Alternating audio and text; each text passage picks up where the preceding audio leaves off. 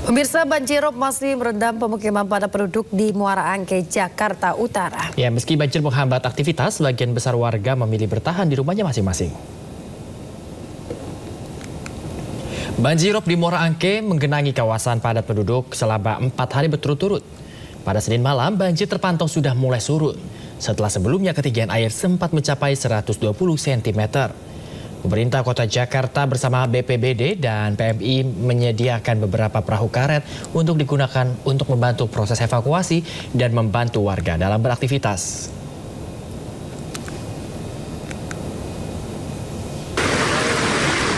Sebelumnya banjirop menggenangi sebanyak 3 RT di kawasan Muara Angke, Jakarta Utara. Ketinggian air di kawasan ini sempat mencapai 120 cm atau setinggi lutut orang dewasa, pemirsa. Meski banjir menghambat aktivitas, bagian besar warga memilih bertahan di rumah mereka masing-masing.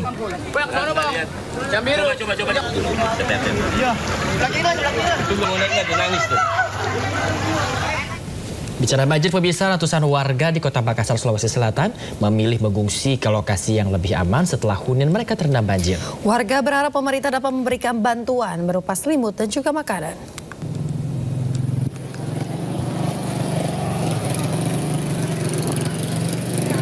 Rumah-rumah warga di Jalan Swadaya, Kota Makassar, Sulawesi Selatan masih terus terendam banjir.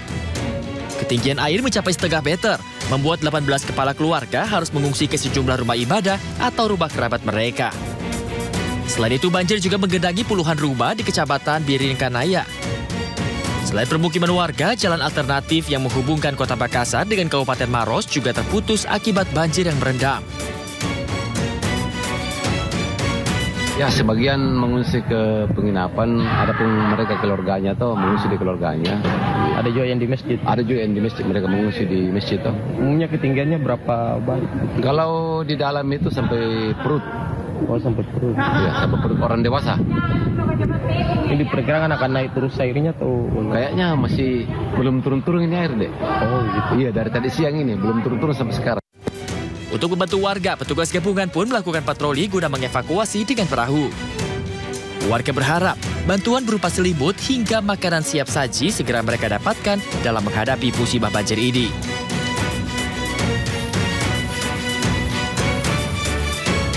Dari tadi pukul 11.32. Ini airnya naik terus atau bagaimana? Naik. Sudah ada bantuan apa? Belum ada. Belum ada. Jadi apa yang diharapkan sekarang? Kalau bisa ini kasihan makanan. Makanan cepat saji itu? Iya, cepat saji. Ini rumahnya mereka terendam? Iya, terendam. Ketinggian airnya sendiri berapa? Di dalam? Iya. Ada sampai di sini. Pinggang ya? Pinggang. Intensitas hujan yang cukup tinggi membuat warga was-was akan banjir yang tak kunjung surut. Dari Makassar, Sulawesi Selatan, M. Nurbode, iNews melaporkan. Pemirsa, tanggul sungai yang berada di Desa Kemiri Kidul, Kecamatan Kemiri, Kabupaten Purworejo, Jawa Tengah, jebol, pemirsa. Dan ya, akibatnya air meluap ke pemukiman warga, utamanya di RT 2 dan juga RW 3.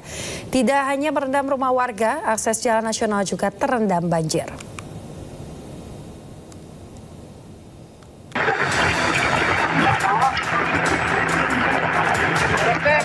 Hujan deras yang mengguyur Kabupaten Purworejo, Jawa Tengah menyebabkan jebolnya tanggul sungai di Desa Kemiri Kidul, Kecamatan Kemiri.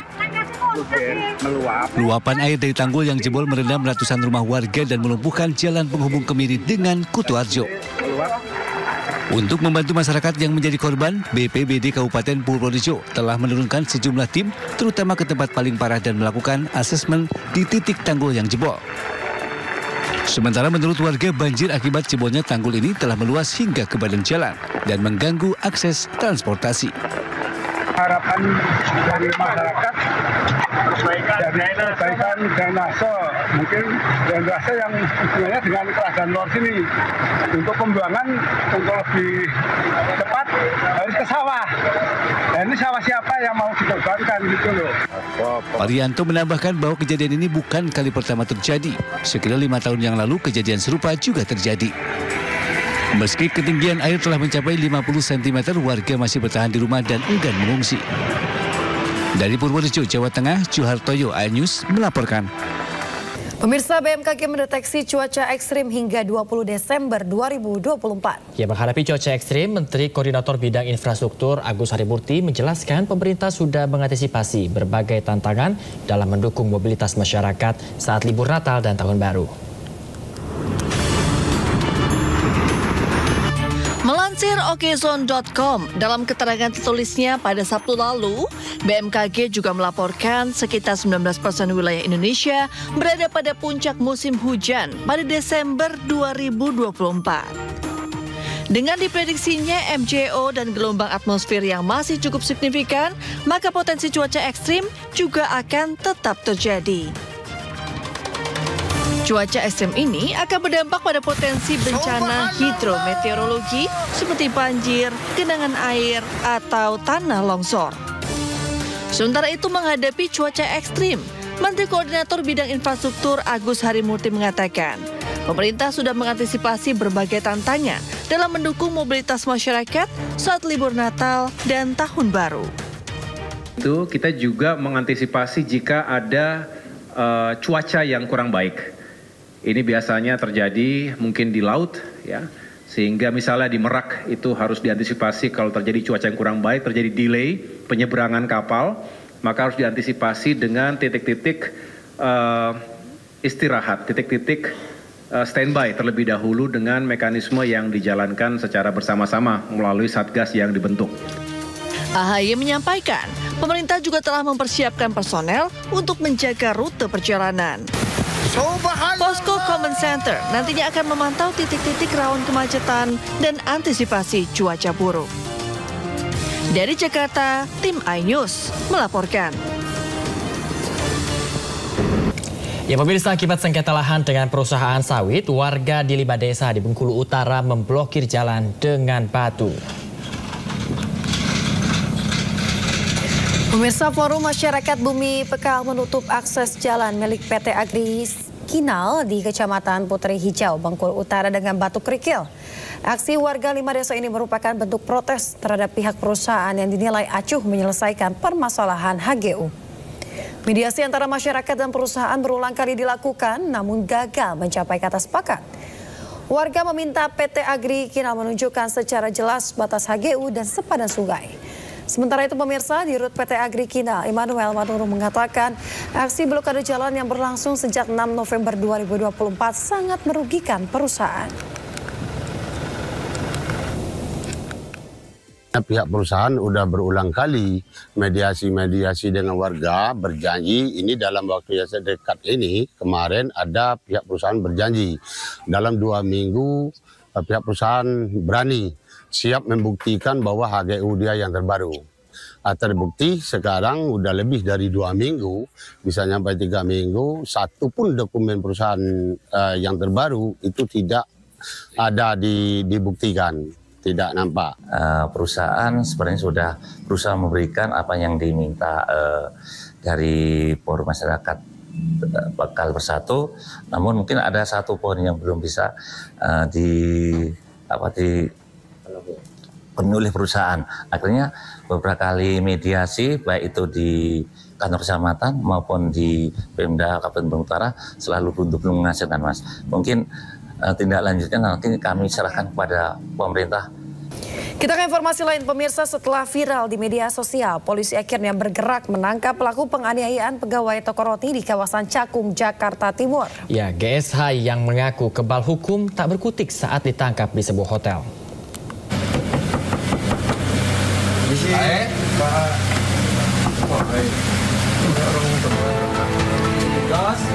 Petugas gabungan dari Ditreskrim Polda Metro Jaya dan Reskrim Polres Metro Jakarta Timur menangkap pelaku penganiayaan terhadap pegawai toko roti di kawasan Cakung, Jakarta Timur. Pelaku yang merupakan anak pemilik toko roti berinisial GSH ini ditangkap di sebuah hotel di daerah Sukabumi, Jawa Barat saat tengah menginap bersama keluarganya. Usai ditangkap, pelaku langsung dibawa petugas ke Mapolres Metro Jakarta Timur untuk diperiksa lebih lanjut terkait kasus penganiayaan yang ia lakukan. Pelaku mengaku menginap di hotel di daerah Sukabumi karena ingin menenangkan diri bersama keluarganya pasca mengetahui penganiayaan yang ia lakukan viral di media sosial. Kami sudah dilanjutkan dari tahap penyelidikan ke tahap penyidikan. Dari tahap penyidikan itulah saat ini kami sudah mengamankan saudara terlapor dari DSH tersebut dan bersangkutan bersama dengan keluarganya berada di Hotel Anugrah Sukabumi pada hari subuh tadi pagi tanggal 16 Desember tahun 2024. Hingga kini pelaku masih diperiksa intensif oleh polisi, sementara status perkara ini telah ditingkatkan ke level penyidikan. Dari Jakarta, Rizky Falufi, iNews melaporkan.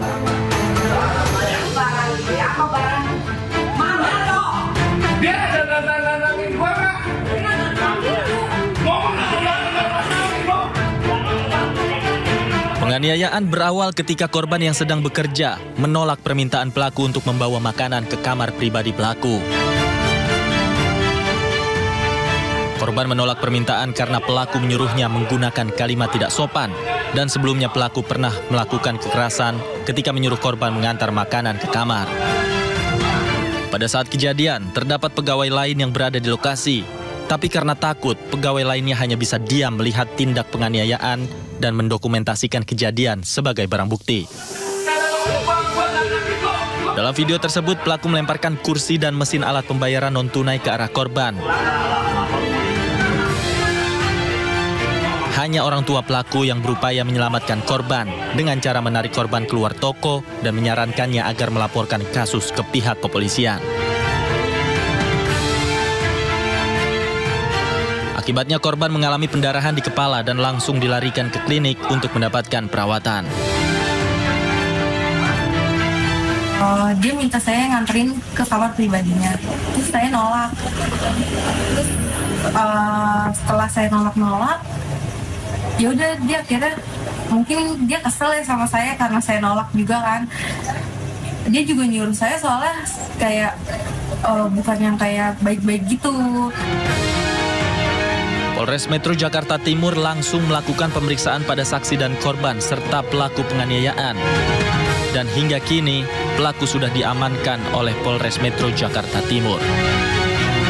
Dari Jakarta, Tim Liputan iNews melaporkan. Mahkamah Agung memutuskan menolak permohonan peninjauan kembali yang diajukan oleh 8 terpidana kasus pembunuhan Vina. Ya, putusan tersebut disambut isak tangis dan juga kecewaan keluarga terpidana. Ya Bu ya, gitu. Kami tetap masih semangat kok untuk berjuang bagi mereka. Ya, langkah hukum masih terbuka. Kita akan lihat langkah hukum apa yang bisa kita lakukan. Keadilan pada saatnya akan muncul, percaya. Ya, semua ada hikmahnya, lambat atau cepat, keadilan pasti akan muncul. Ya, nanti kami habis ini kami akan ke lapas. Ya, kami sudah maksimal berjuang.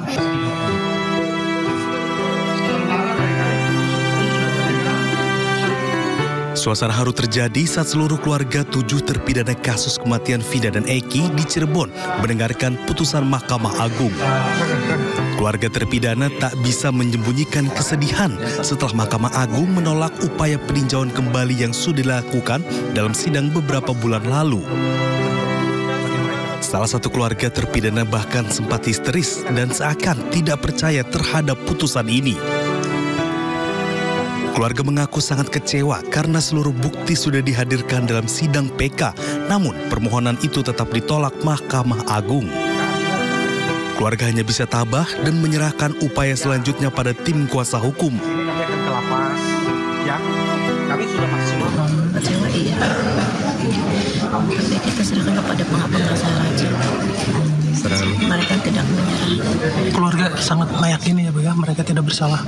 Sangat yakin, karena memang mereka tidak bersalah. Pasca putusan, tim kuasa hukum para terpidana juga akan langsung ke lapas untuk menjenguk para terpidana. Oh sekarang kami mau ke lapas. Sekarang kami mau ke lapas. Menguatkan mereka ya. Keluarga sudah mereka, ini kami perlu temuin mereka. Kami perlu jelaskan supaya bahwa ini bukan sesuatu, bahwa ini bukan kiamat buat mereka. Ya, bagi masyarakat Indonesia Ini menurut kami ini tragedi hukum, ya, ini pembelajaran yang cukup mahal. Kami sudah berjuang, kami sudah menghadirkan fakta untuk kita pelajari bersama, tetapi majelis berpendapat lain. Kita hormati apa yang sudah menjadi keputusan majelis Hakim Agung. Pihak keluarga dan tim kuasa hukum berharap masih ada harapan untuk membebaskan para terpidana dari vonis penjara seumur hidup yang tengah dijalani. Dari Cirebon, Jawa Barat, Toy Iskandar, iNews melaporkan.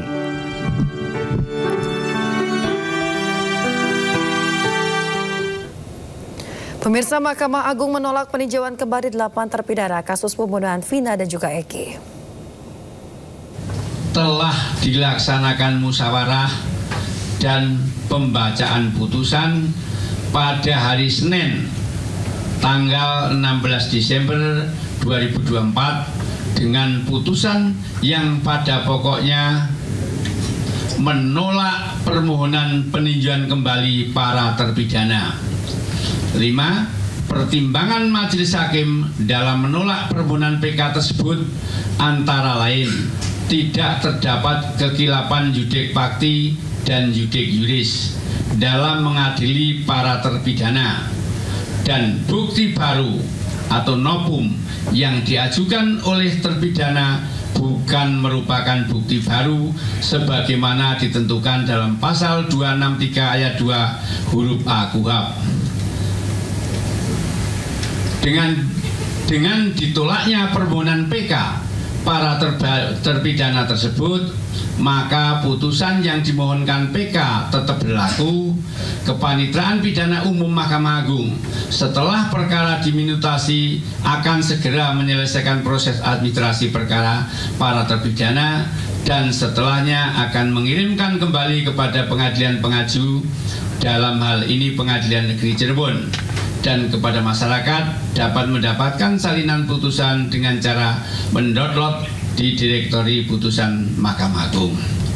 Jadi demikian ya perkara Vina Cirebon tadi sudah diputus oleh majelis hakim dan hakim tunggal untuk perkara anak yang pada pokoknya permohonan PK ditolak.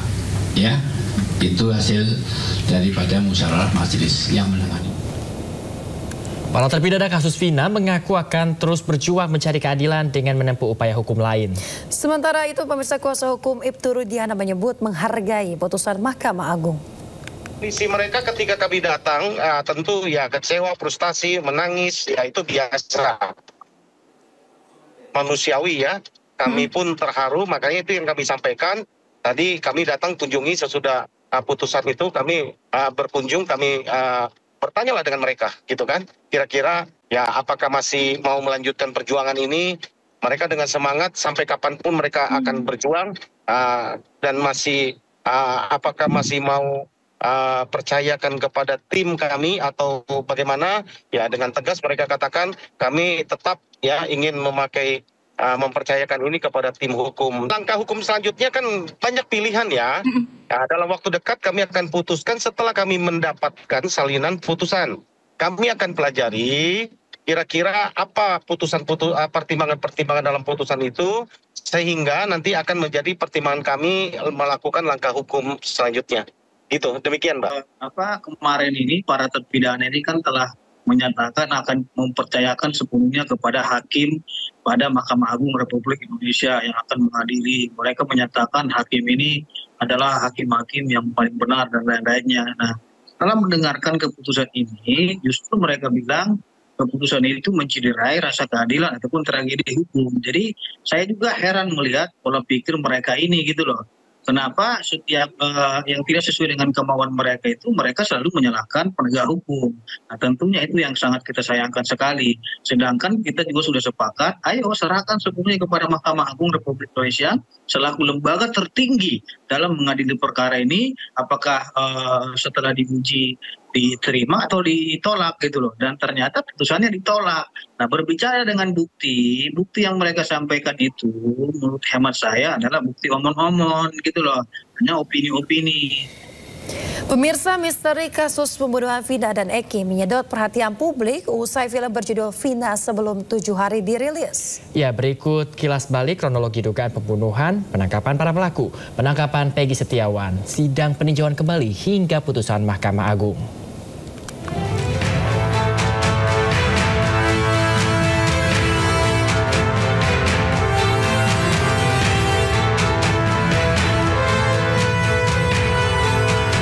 Sabtu malam 27 Agustus 2016, Vina dan kekasihnya Rizky alias Eki ditemukan meninggal dunia di flyover Talun, Cirebon, Jawa Barat.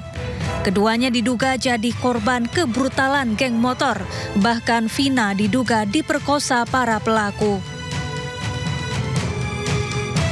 Keluarga Vina menemukan kejanggalan pada luka di sekujur tubuh gadis berusia 16 tahun itu. Polisi kemudian melanjutkan penyelidikan. Polisi menyebut ada 11 pelaku yang terlibat. 8 pelaku ditangkap, 7 diantaranya dijatuhi hukuman penjara seumur hidup. Sementara 1 pelaku yang masih di bawah umur, yakni Saka Tatal, divonis 8 tahun penjara. Namun 3 pelaku lainnya buron hingga bertahun-tahun kemudian. 3 pelaku yang masuk dalam daftar pencarian orang di kepolisian adalah Andi, Dani, dan Peggy alias Perong yang disebut-sebut sebagai dalang pembunuhan Vina dan Eki.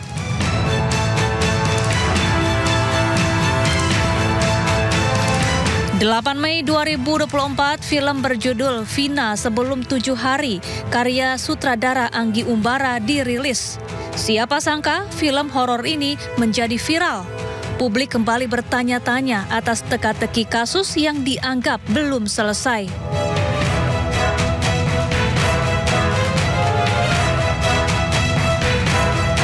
Delapan tahun berlalu usai kasus ini kembali viral, Peggy Setiawan, seorang pekerja bangunan, diringkus polisi di Bandung, Jawa Barat. Pasca penangkapan Peggy, polisi meralat jumlah DPO kasus Vina dari 3 menjadi 1 orang, yaitu hanya Peggy. Sementara itu, Peggy mengaku dirinya difitnah dan tidak pernah terlibat kasus Vina.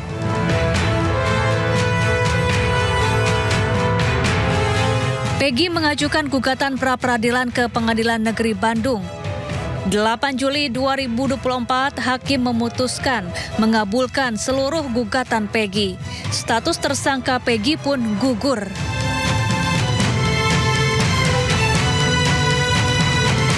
Berbekal novum atau bukti baru, September 2024, para terpidana kasus Vina mulai mengikuti sidang peninjauan kembali. Sejumlah saksi dihadirkan. Sidang juga kerap berjalan emosional dari keterangan saksi yang membeberkan dugaan penganiayaan oleh aparat terhadap para terpidana.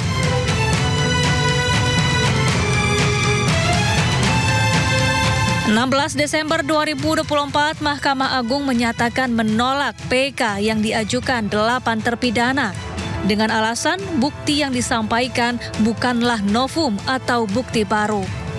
Selain itu, tidak ada khilafan hakim di persidangan sebelumnya. Sementara dari kami pukul 10 sudah beredar putusan secara buat apa ada press release kalau sebelum press release. Para terpidana dan keluarganya pun kecewa. Mereka menangis histeris usai mendengarkan putusan Hakim MA. Kami tetap masih semangat kok untuk berjuang bagi mereka. Ya, langkah hukum masih terbuka. Namun para terpidana mengaku akan terus berjuang mencari keadilan. Tim Liputan iNews melaporkan. Kita ke informasi berikutnya, pemirsa. Seorang kurir narkoba diciduk polisi saat bertransaksi dengan polisi yang tengah menyamar. Ya, dari pelaku, petugas berhasil mengamankan 110 butir pil ekstasi yang disembunyikan di dalam tas pinggang.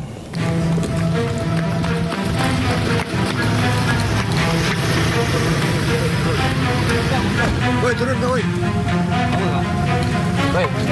Tak menyadari telah bertransaksi narkoba dengan seorang anggota polisi yang menyamar sebagai pembeli, seorang kurir narkoba berinisial A diciduk petugas polisi dari tim Raja Wali Satres Narkoba Polresta Padang.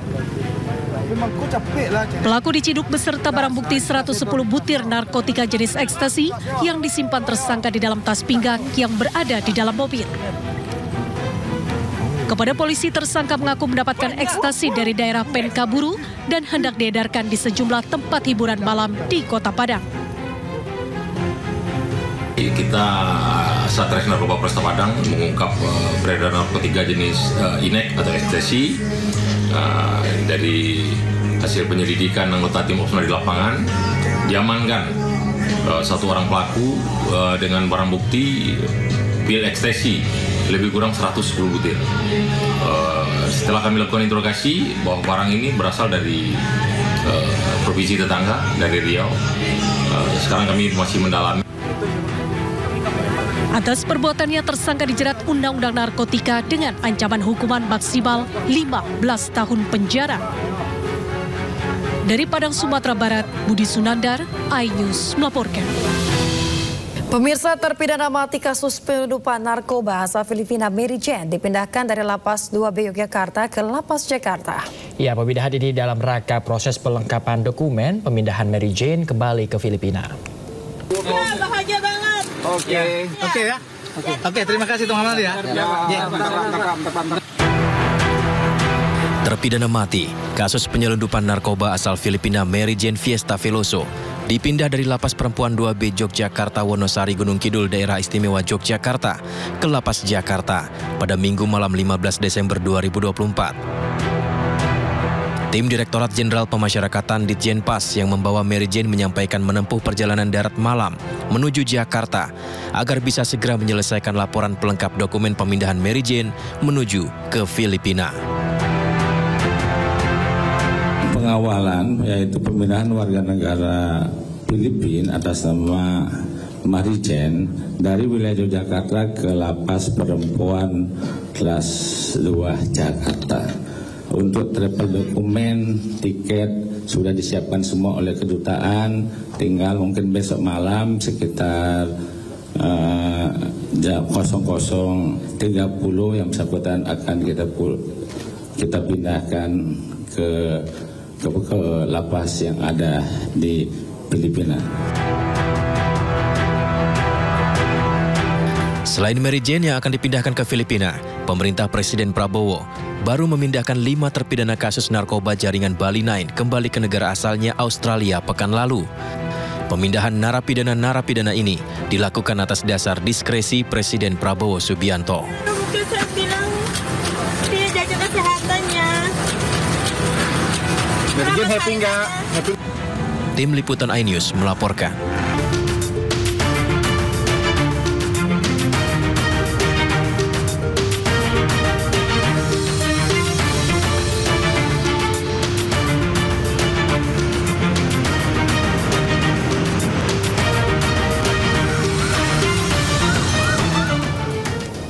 Dan pemirsa, saatnya kita simak pantauan arus lalu lintas dan kami telah terhubung dengan Brigadir Medina dari NTMC Polri yang kini berada di kawasan Bundaran Senayan, Jakarta Selatan.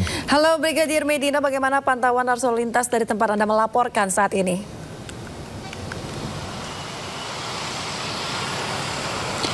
Baik, terima kasih rekan Bayu dan Jasmine dan juga selamat pagi pemirsa menemani aktivitas pagi hari Anda.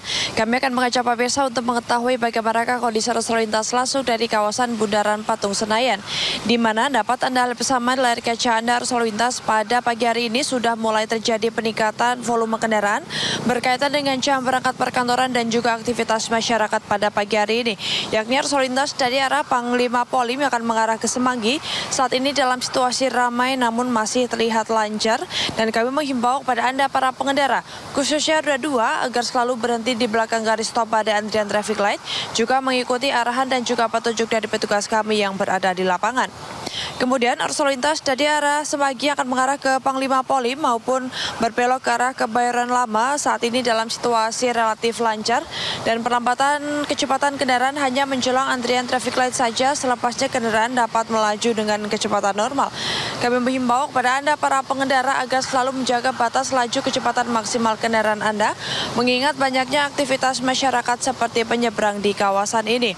Selanjutnya, arus lalu lintas dari arah Blok M yang akan mengarah ke Semanggi maupun yang akan mengarah ke Panglima Polim.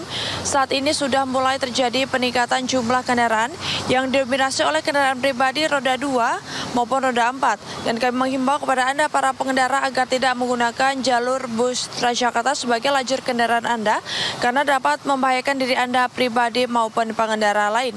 Dan pemirsa, akhir-akhir ini cuaca di ibu kota Jakarta tidak menentu. Kami menghimbau kepada Anda para pengendara khususnya roda 2 agar selalu membawa jas hujan tetapi tidak berjenis ponco serta tidak meneduh di bawah flyover maupun underpass karena dapat membahayakan diri Anda, juga dapat menyebabkan ketersendatan arus lalu lintas di kawasan tersebut.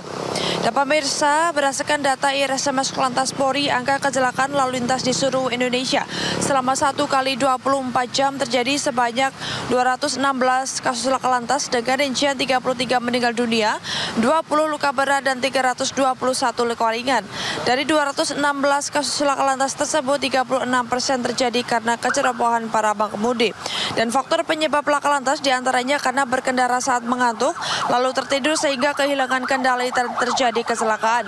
Maka dari itu kami menghimbau kepada Anda para pengendara agar selalu berhati-hati dalam berlalu lintas dan tetap menjadikan keselamatan sebagai kebutuhan Anda. Dan pemirsa, bagi Anda yang ingin mengupdate informasi selengkapnya seputaran arus lalu lintas, kami siap melayani Anda di 1500669 ataupun melalui SMS kami di 9119. Dan bagi Anda dapat kami informasikan, semoga bermanfaat. Selamat pagi dan salam presisi. Silakan kembali ke studio. Baik, terima kasih Brigadir Medina atas laporan Anda dari kawasan Bundaran Senayan, Jakarta. Selamat bertugas kembali dan salam presisi.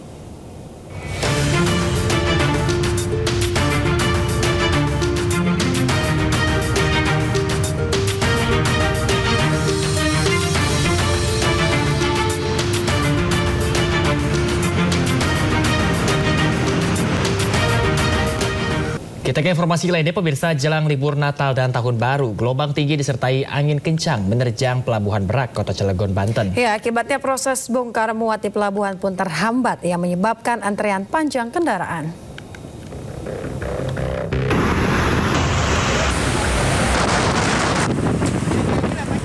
Gelombang tinggi terjadi di Pelabuhan Merak, Kota Cilegon, Banten mengakibatkan proses bongkar muat serta sandar kapal di dermaga terhambat cukup lama. Selain itu, antrean kendaraan pribadi yang akan menyeberang meningkat menjelang libur Hari Raya dan Tahun Baru.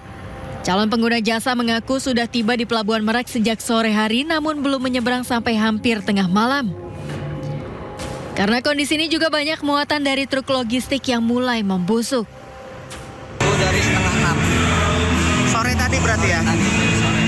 Kang, ini nunggu di luar kenapa, Kang? Nggak tahu ini, lama banget. Adik tadi itu kapal baru berangkat aja nunggu dari jam 2. Badan Meteorologi, Klimatologi, dan Geofisika memprediksi terjadinya potensi gangguan cuaca ekstrim di lintasan Merak Bangkauni pada saat angkutan Natal dan Tahun Baru 2025. Ada beberapa potensi yang ikut menambah meningkatnya curah hujan. Jadi samping ada musim penghujan yang sudah masuk, di mana angin baratan sudah mulai masuk yang masih basah. Ada lagi Mediterranean Oscillation, adanya bibit siklon tropis yang ada di sebelah barat, sebelah selatan Jawa, dan juga seruakan udara dingin yang berpotensi masuk ke wilayah Indonesia. Ini ke beberapa faktor tadi menambah potensi curah hujan menjadi lebih banyak. Potensi gangguan cuaca ekstrim yang terjadi akhir tahun ini merupakan hal yang wajar seiring terjadinya musim hujan dan dapat mengganggu aktivitas penyeberangan di lintasan Merak Bangkauni. Dari Cilegon, Banten, Iskandar Nasution melaporkan. Pemirsa, jelang musim libur Natal 2024 dan Tahun Baru 2025, pihak Pelabuhan Penyeberangan Ketapang Banyuwangi, Jawa Timur menyiapkan sebanyak 57 kapal feri untuk melayani penyeberangan dari dan menuju Pelabuhan Gilimanuk, Jemberana, Bali.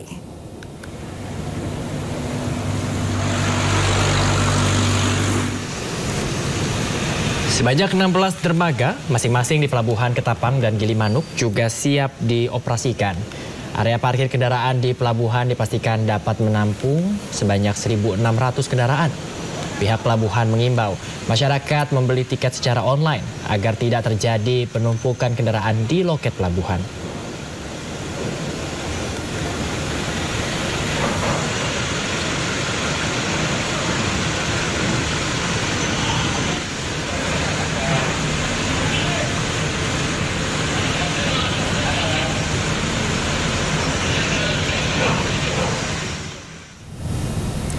Ya, ini meskipun sudah mendekati libur Natal dan juga Tahun Baru, tapi juga cuaca yang harus menjadi perhatian utama demi keselamatan ya.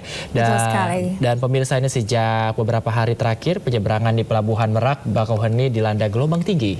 Ya, apakah situasi ini berbahaya dalam lalu lintas penyeberangan laut dan bagaimana antisipasinya terutama saat libur Natal akhir tahun ini? Kita akan berbincang dengan Korporat Sekretari PT ASDP Shelfie Arifin. Iya, Bu Shelfie, apa kabar? Alhamdulillah baik. Selamat pagi Mas Bayu, Mbak Yasmin. Selamat pagi Ibu. Ibu, bagaimana Bu hingga kini situasi penyeberangan Pelabuhan Merak? Apakah masih terjadi gelombang tinggi di sana, Bu? Oke, baik. Saya laporkan bahwa di Pelabuhan Merak dan Bakauheni 3 hari terakhir ini memang ada terjadi gelombang tinggi. Jadi rupanya hembusan angin masih cukup kuat. Dan biasanya kalau pagi hari seperti ini sebenarnya cuaca cukup normal. Tapi nanti menjelang sore sekitar maghrib sampai dengan dini hari itu nanti anginnya akan kembali kencang dan juga gelombangnya agak tinggi. Dengan adanya kondisi gelombang tinggi ini memang operasional agak terganggu ya. Jadi saat kapal mau sandar, saat pemuatan kendaraan ke dalam kapal itu tentunya pasti akan mengalami keterlambatan. Demikian Mas Bayu dan Mbak Yasmin. Ya, Bu, lalu bagaimana dengan pelabuhan lainnya, Bu? Seperti ada Pelabuhan Ketapang, kemudian juga Gilimanuk dan lain-lain ini, apakah juga mengalami hal yang serupa? Saat ini sih sebenarnya di pelabuhan lain masih cukup normal Mas gitu loh. Di Ketapang Gilimanuk beberapa waktu lalu sempat juga mengalami keterlambatan, tapi memang yang cukup ekstrim ini beberapa waktu ini sekitar mungkin seminggu ataupun 2 minggu ini adalah di Merak Bakauheni. Seperti itu Mas. Baik Bu Shelfie, lantas apakah ada upaya tertentu yang dilakukan sebagai antisipasi gangguan cuaca di Selat Sunda saat ini, Bu? Oke, tentunya kami terus berkoordinasi secara intensif dengan BMKG, dengan KSOP gitu ya. Karena mungkin saya ingin juga menerangkan bahwa ASDP ini adalah operator pelabuhan, di mana kami sebenarnya adalah penyedia sarana dan prasarana. Sementara regulator ataupun pihak yang berwenang untuk menyatakan kapan kapal itu bisa berlayar, kapan kapal itu bisa sandar, itu adalah KSOP atau Syah Bandar gitu ya. Nah, tentunya jadi pada saat kondisi cuaca ekstrim, Syah Bandar lah yang nanti akan menyatakan bahwa oke, kapal bisa berjalan atau pun bisa berlayar, sehingga tentunya kita terus mempertimbangkan cuaca, karena memang kami tetap memprioritaskan keselamatan para pengguna jasa. Jadi kami mohon kesabaran dan juga pengertian dari para pengguna jasa pada saat kondisi-kondisi cuaca ekstrim pasti akan ada terjadi keterlambatan, karena memang kondisinya kita mengutamakan keselamatan sehingga kita membutuhkan waktu lebih lama pada saat pemuatan kendaraan. Kalau memang keselamatan ini menjadi hal yang utama ya Bu ya, tapi di berita beberapa belakangan ini juga akibat adanya cuaca ini juga kan mengakibatkan antrian cukup panjang Bu. Lalu karena antrian yang bisa dibilang mungkin berjam-jam lamanya, apakah ada upaya-upaya untuk tetap mungkin diberikan kepada mereka yang menunggu Ibu dari ASDP? Oke, baik. Karena kami tadi saya sampaikan bahwa kami adalah operator pelabuhan, di mana kami menyediakan sarana dan prasarana untuk para pengguna jasa. Jadi pada saat menunggu, memang kami memastikan bahwa sarana dan prasarana umum seperti misalnya toilet, tempat makan, tempat musola, tempat tunggu, itu sudah tersedia dan juga siap digunakan oleh para pengguna jasa. Kami juga mengaktifkan ada kantong-kantong parkir seperti misalnya di Pelabuhan Indah Kiat gitu ya, yang lokasinya itu menempel pada dengan dermaga 7 kami itu juga kami buka sehingga kendaraan bisa menunggu di sana, dan kami sudah menyiapkan penambahan fasilitas-fasilitas umum seperti tadi toilet mobile mungkin gitu ya, yang memang sudah disiapkan agar para pengguna jasa bisa lebih leluasa saat menunggu. Karena memang kalau untuk cuaca ini agak sulit dikontrol ya Mas ya, karena memang benar-benar itu adalah kondisi alam. Nah mungkin satu hal lagi, pada saat force major ataupun kondisi seperti ini memang kami juga ada kondisi-kondisi di mana kami akan memberlakukan misalnya perpanjangan masa berlaku tiket gitu ya, sehingga para pengguna jasa tidak perlu khawatir walaupun mereka sudah membeli tiket kemudian mungkin belum bisa berangkat, tapi tetap tiketnya masih tetap bisa berlaku pada saat kondisi-kondisi seperti ini. Oke. Baik Bu, terakhir Bu, apakah ada pesan-pesan mungkin bagi masyarakat yang hendak menggunakan atau melewati Pelabuhan Merak begitu ya menuju Bakauni Lampung, apa saja yang harus dipersiapkan Bu dengan situasi seperti saat ini?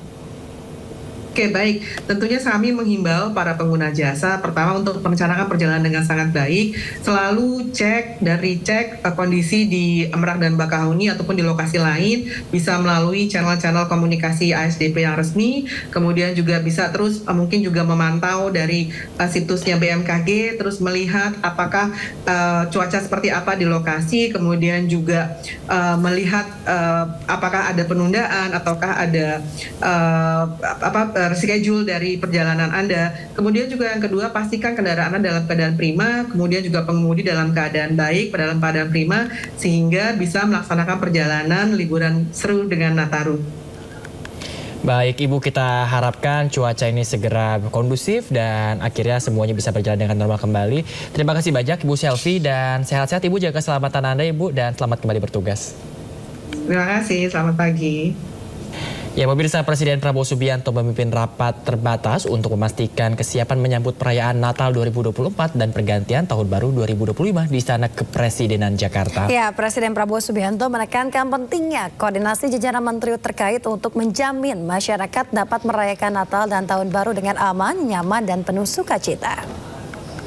Pemirsa, Presiden Prabowo Subianto dalam rapat terbatas di Istana Negara meminta laporan terkini dari sejumlah sektor penting, diantaranya keamanan, transportasi, pasokan bahan bakar, ketersediaan bahan pangan, dan kesiapan pariwisata. Prabowo juga mengatakan optimisme bahwa persiapan yang sudah dilakukan dapat berjalan dengan baik. Presiden juga meminta Kapolri Listio Sigit Prabowo untuk menyampaikan laporan tentang kesiapan keamanan selama periode libur Natal dan Tahun Baru. Hal ini dilakukan pemerintah untuk menjaga kenyamanan dan juga keamanan masyarakat dalam menyambut momen penting di akhir tahun ini.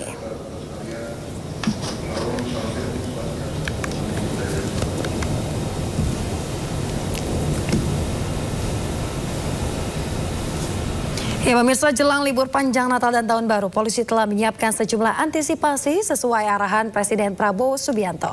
Kapolri menyebut arus mudik akan mencapai puncaknya pada 21 Desember dan 28 Desember 2024. Ini sesuai dengan apa yang menjadi arahan dan kebijakan Bapak Presiden untuk memastikan bahwa kegiatan PAM Nataru di tahun 2024 ini bisa berjalan dengan baik, dengan optimal, dan masyarakat betul-betul bisa terlayani. Sebagaimana kita ketahui bahwa berdasarkan survei, mungkin Pak Kemenhub nanti akan sampaikan juga secara khusus bahwa tahun ini terjadi peningkatan, diperkirakan terjadi peningkatan daripada tahun sebelumnya sebesar 2,83%, artinya kurang lebih 110,6 juta orang, di mana angka ini tentunya di lapangan bisa meningkat realisasinya, karena memang dibandingkan tahun sebelumnya juga terjadi peningkatan kurang lebih sekitar 3 sampai atau kurang lebih 17% daripada hasil survei, sehingga kemudian tentunya seluruh jajaran kita minta untuk melaksanakan kesiapan pengamanan Nataru dengan sebaik-baiknya. Prediksi arus mudik kemungkinan akan terjadi di sekitar tanggal 21, karena itu adalah kegiatan mudik yang kemungkinan akan mencapai puncaknya karena anak-anak sekolah juga saat itu sudah libur, dan kemudian tanggal 28 Desember jadi puncak arus mudik kedua. Kita ke informasi lainnya, pemirsa. Partai Demokrasi Indonesia Perjuangan atau PDIP mengumumkan secara resmi pemecatan Joko Widodo, Gibran Rakabuming Raka, serta Bobi Nasution dari keanggotaan partai. Ya, pemecatan ketiganya ditandatangani langsung oleh Ketua Umum PDI Perjuangan Megawati Soekarno Putri. Bersama ini, tanggal 16 Desember 2024, saya mendapat perintah langsung dari Ketua Umum Partai Demokrasi Indonesia Perjuangan untuk mengumumkan secara resmi sesuai dengan anggaran dasar dan anggaran rumah tangga partai di depan seluruh jajaran Ketua DPD Partai se-Indonesia. DPP Partai akan mengumumkan surat keputusan pemecatan terhadap Saudara Joko Widodo, Saudara Gibran Rakabuming Raka, dan Saudara Bobi Nasution, serta 27 anggota lain yang kena pemecatan. Adapun surat SK saya baca sebagai berikut. 1. Surat keputusan nomor 1649 garis miring KPTS garis miring DPP garis miring 12 Angkar Maui garis miring 2024 tentang pemecatan Joko Widodo dari keanggotaan Partai Demokrasi Indonesia Perjuangan. Dewan Pimpinan Pusat Partai Demokrasi Indonesia Perjuangan menimbang dan seterusnya, mengingat dan seterusnya, memperhatikan, memutuskan, 1. Menetapkan, 1. Memberi sanksi organisasi berupa pemecatan kepada Joko Widodo dari keanggotaan Partai Demokrasi Indonesia Perjuangan. 2. Melarang saudara tersebut di atas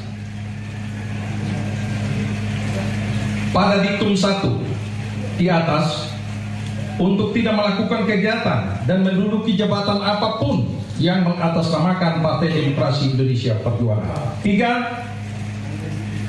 Terhitung setelah dikeluarkannya surat pemecatan ini, maka DPP PDI Perjuangan tidak ada hubungan dan tidak bertanggung jawab atas segala sesuatu yang dilakukan oleh Saudara Joko Widodo.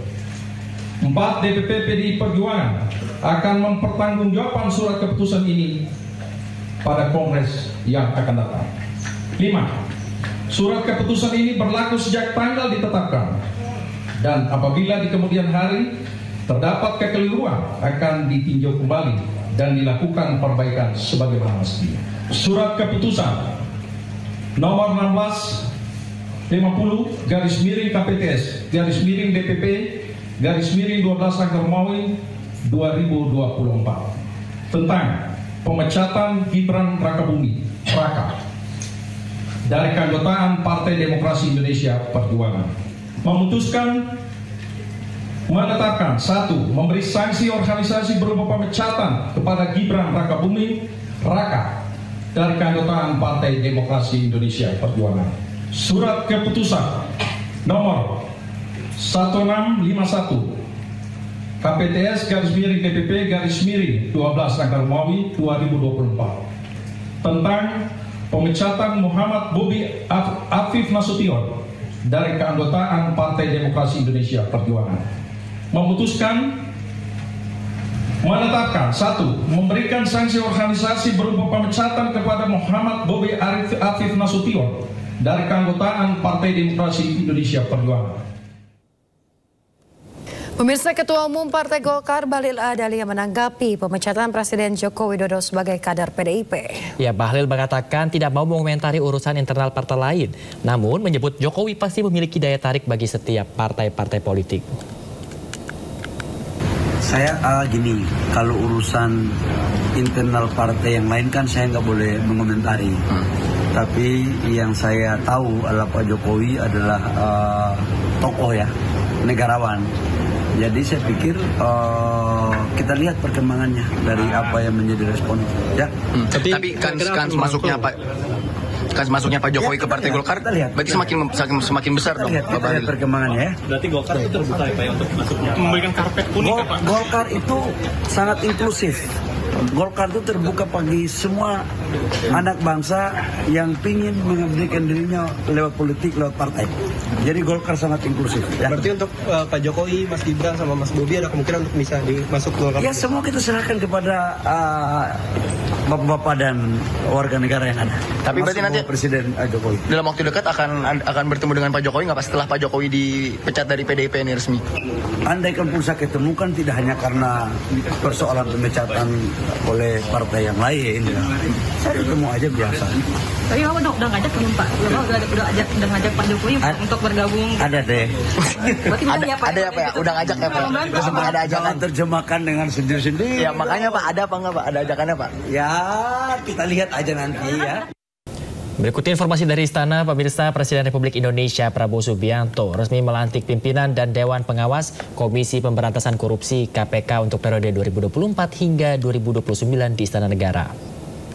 Demi Allah, saya bersumpah dengan sungguh-sungguh bahwa saya untuk melaksanakan tugas ini langsung atau tidak langsung dengan menggunakan nama atau cara apapun juga tidak memberikan atau menjanjikan sesuatu apapun.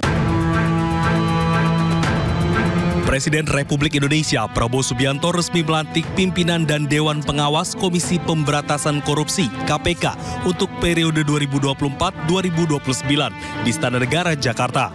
Para pimpinan dan Dewas KPK membacakan sumpah di hadapan Presiden Prabowo Subianto.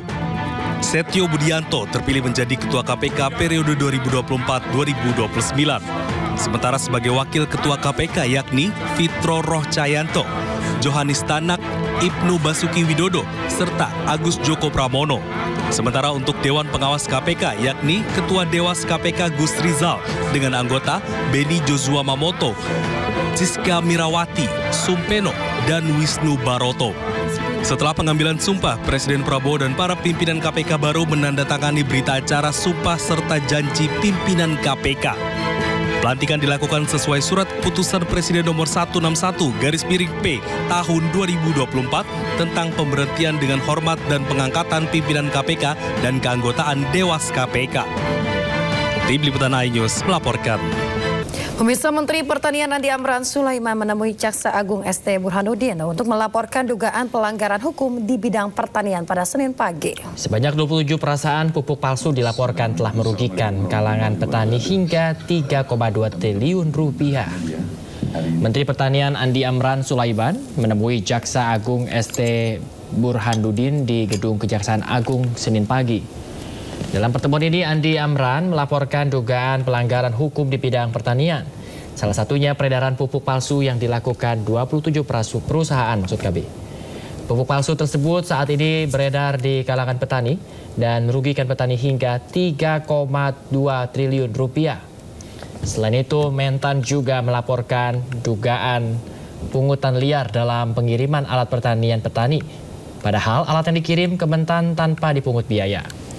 Andi Amran Sulaiman juga meminta agar Jaksa Agung meminta pengawalan dalam penyaluran nilai subsidi pupuk mencapai 50 triliun rupiah. Pengawalannya adalah karena tambahan anggaran cukup besar. Awalnya 6,9 triliun menjadi 29 triliun, kurang lebih 30 triliun. Ini butuh pengawalan. Kan ini APBN. Jangan sampai ada oknum tertentu mempermainkan di lapangan. Yang kedua adalah sarana produksi pupuk. Ini darahnya petani kita. Kalau pupuk, tidak ada pupuk, tanaman mati. Tanaman yang tidak bisa tumbuh dengan baik. Karena ini baru masuk, beliau juga baru tadi dapatnya, dan kita akan kembangkan kita, ya. Bapak, izin Bapak, sikap tegas dari Kejaksaan Agung terhadap oknum-oknum di lapangan ini, Pak? Pasti Anda kan tahu siapa saya tidak akan pandang bulu siapapun. Pemirsa, pemerintah resmi menetapkan kenaikan tarif pajak pertambahan nilai atau PPN khusus barang mewah menjadi 12% mulai berlaku 1 Januari 2025. Ya, namun untuk barang kebutuhan pokok masyarakat tidak dikenakan PPN.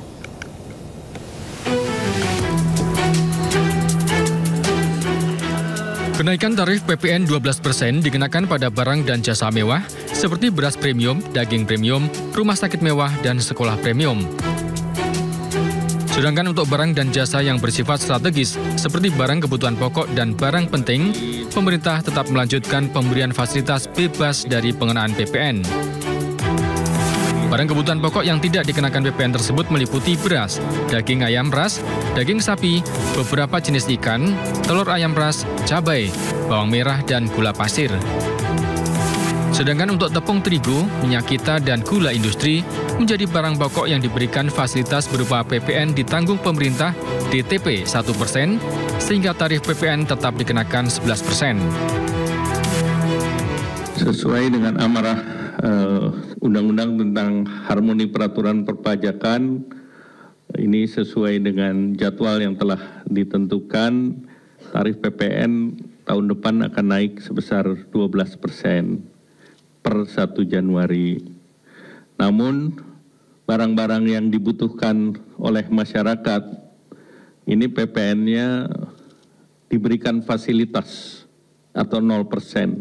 Meskipun kita menerapkan PPN 12% secara selektif, karena banyak sekali barang jasa yang bahkan tidak bayar PPN, kami memberikan insentif perpajakan itu dalam magnitude yang sangat besar. Seiring kenaikan PPN 12%, pemerintah memberikan sejumlah paket stimulus ekonomi untuk kesejahteraan, diantaranya sektor rumah tangga, pekerja, UMKM, industri padat karya, perumahan, listrik, hingga penggunaan mobil listrik dan hybrid.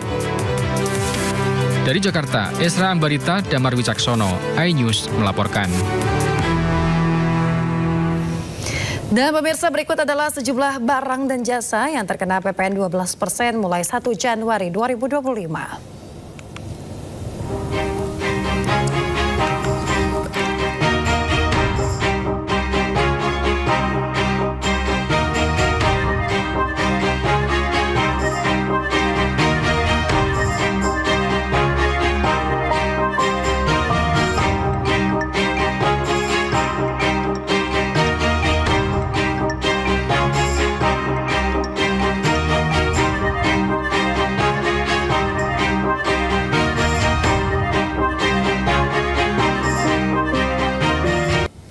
Ya, untuk menjaga daya beli masyarakat imbas dari kenaikan PPN 12%, pemerintah memutuskan untuk memberikan diskon tarif listrik yang berlaku pada Januari hingga Februari 2025. Ya, diskon tarif listrik sebesar 50% ini berlaku untuk pelanggan listrik di bawah 2.200 volt ampere. Pemerintah memutuskan untuk memberikan diskon tarif listrik hingga 50% per 1 Januari 2025, khususnya untuk pelanggan listrik di bawah 2.200 volt ampere seperti 1.300 volt ampere dan 900 volt ampere.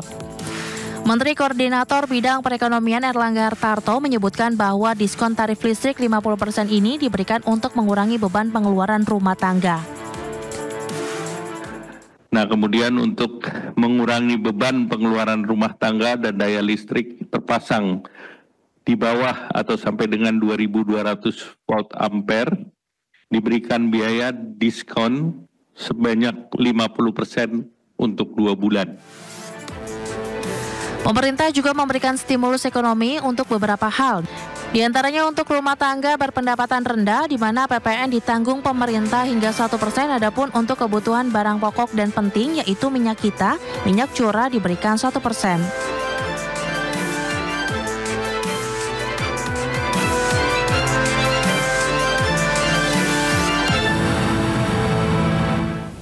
Direktur Utama PT PLN Persero, Darmawan Prasojo, memberikan jumlah pelanggan yang menerima paket stimulus ekonomi melalui diskon tarif listrik 50%.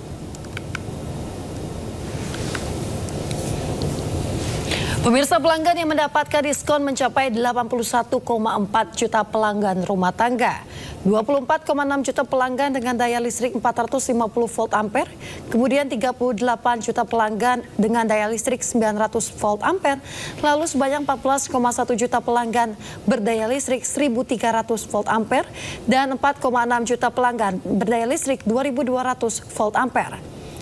Dari total pelanggan rumah tangga, sebanyak 81,4 juta ini menyasar pada 97%. Diskon 50% pelanggan rumah tangga untuk bulan Januari dan juga Februari. PLN secara otomatis akan langsung menyesuaikan tarif dan juga besaran ampere sesuai dengan diskon tarif listrik 50%. Ini menyasar pada 97% diskon 50% pelanggan rumah tangga kami untuk bulan Januari dan bulan Februari. Tentu saja ini berkah karena ini mengurangi beban saudara-saudara kita dan juga meningkatkan daya beli masyarakat. Dan untuk itu kami PLN siap menjalankan berkah amanah dari pemerintah ini. Tentu saja untuk pelanggan kami yang prabayar, kami langsung secara otomatis menyesuaikan bahwa pembelian pulsa yang tadinya 100.000 misalnya untuk KWH tertentu, nanti hanya tinggal 50.000, hanya menjadi separuhnya. Kemudian untuk yang pasca bayar, kami secara otomatis menyesuaikan tagihan listriknya untuk bulan Januari, Februari.